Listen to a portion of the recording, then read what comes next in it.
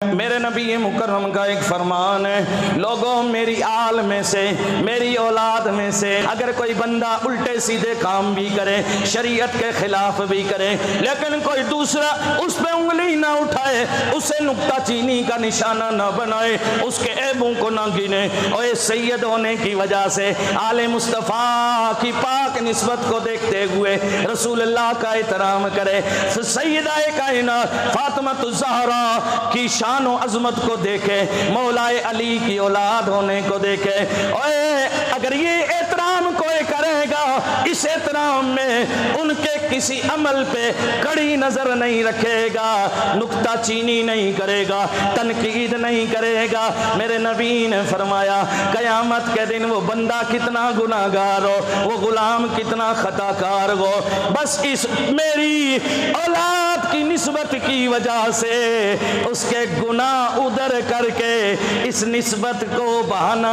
बना के मैं उसकी शफाअत करके उसे जन्नती बना डालूंगा।